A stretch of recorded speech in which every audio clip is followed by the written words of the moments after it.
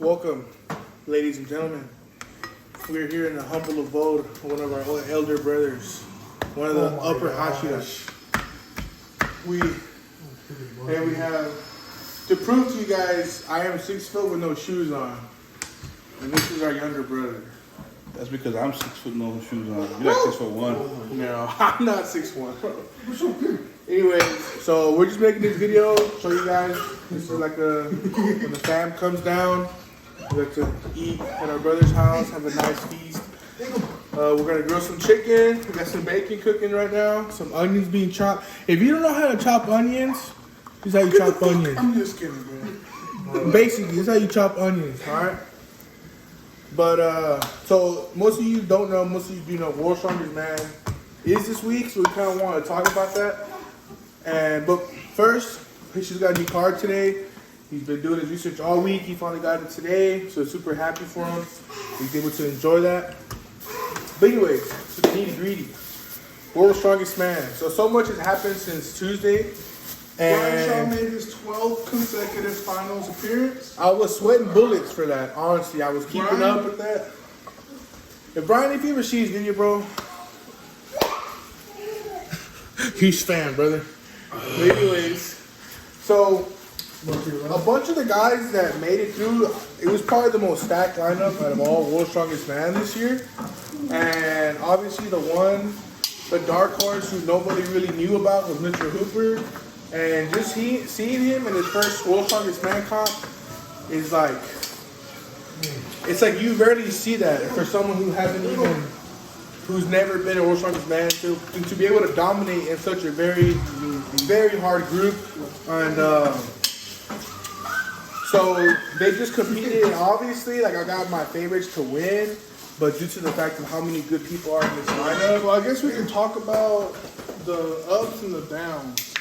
I'll talk about the downs. I'm not gonna lie, man. I was kind of sad that Evan had some unfortunate circumstances. yeah. You know, he got rolled out, I think, for 2 events in his group.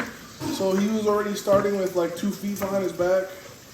You know, very unfortunate. I think ourselves and a lot of people had Evan making it to the finals. And that just wasn't the case. You know, I know he had a mishap the year before. So that's 3 years in a row where he's had something happen on the biggest stage of the biggest, like, meet, whatever you want to call it, for strongman. Like, this is a Super Bowl for strongman. And it's just, you know, it sucks. You know, as a fellow athletes, like, we understand the pain and the toil when you put your life into something, and it just gets snatched away from you. It's very heart-wrenching. You know, it's very upsetting. So, keeping him in our thoughts, you know. Would like to see Evan make the finals one day. And then, who else didn't make the finals? Bobby Thompson. There was some controversy about the stones with that, but they cleared it up.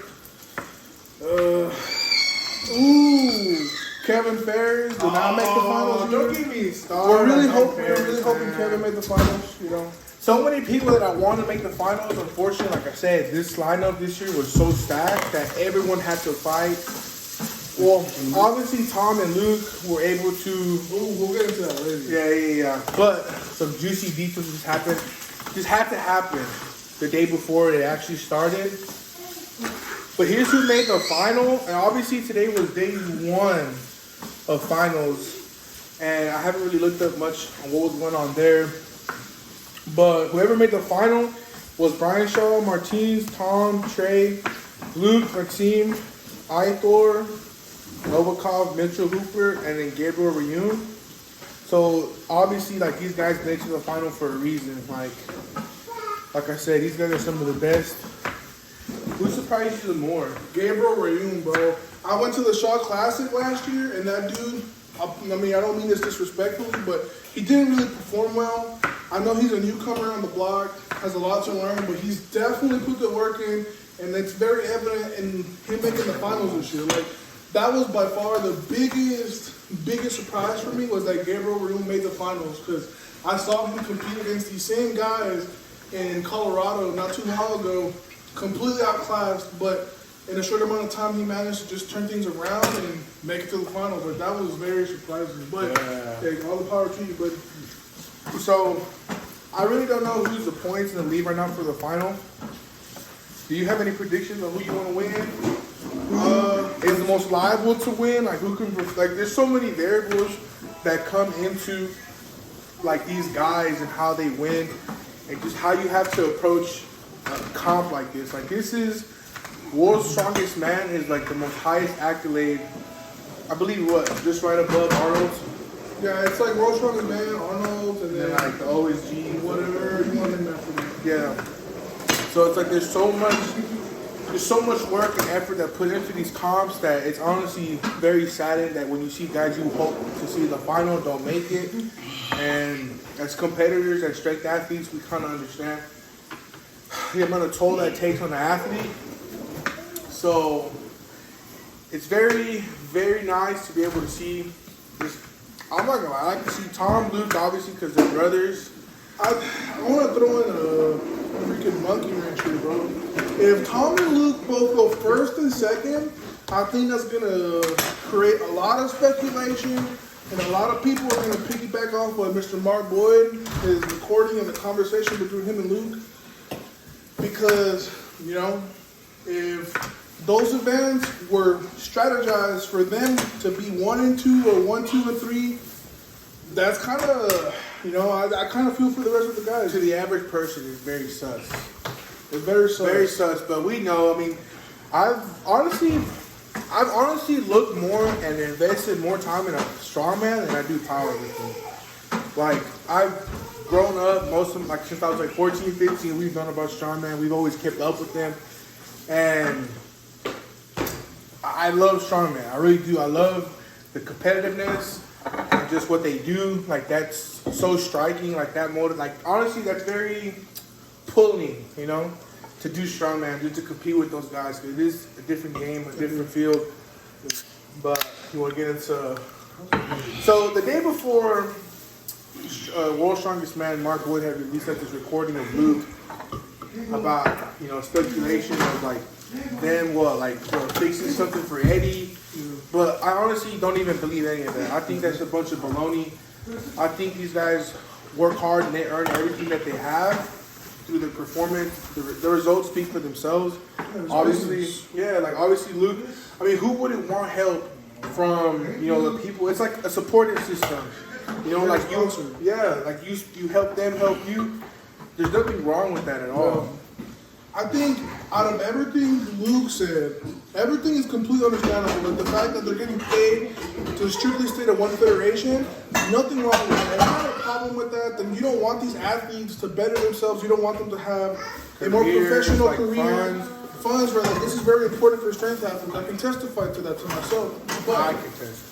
The one thing that is very suspicious and it's just kind of red flag, no matter how you put it, is the topic of events being strategized and placed in order for certain people to have their best events so they can be or have an advantage over other athletes that aren't as good in those events. You know what I'm saying?